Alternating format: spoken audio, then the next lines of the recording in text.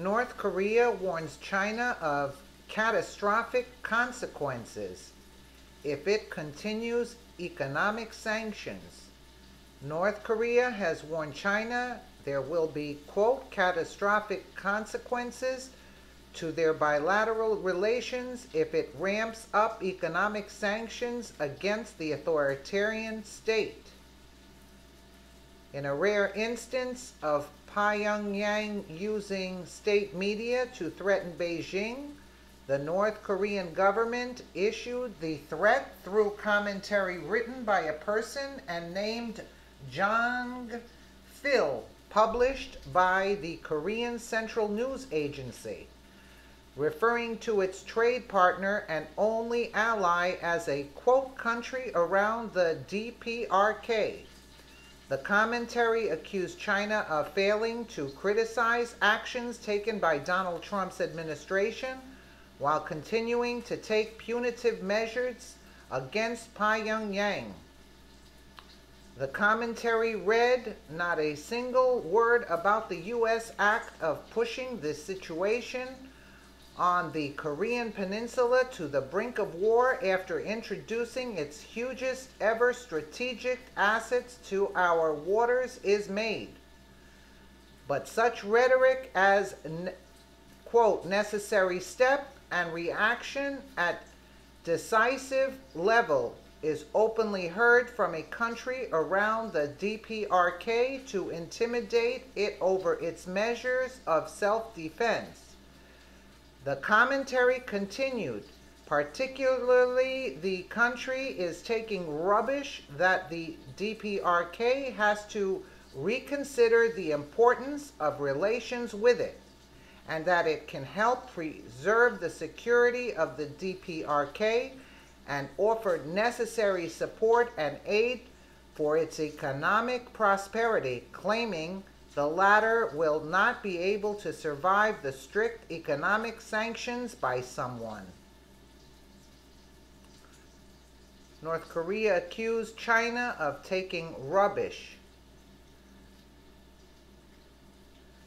The KCNA commentary also warned that China would face a catastrophe in its relationship with North Korea as long as it continued to apply sanctions in tandem with the U.S. The commentary read, if China keeps applying economic sanctions to the DPRK while dancing to the tune of the U.S., after misjudging the will of the DPRK, it may be applauded by the enemies of the DPRK. But it should get itself ready to face the catastrophic consequences to its relations with the DPRK.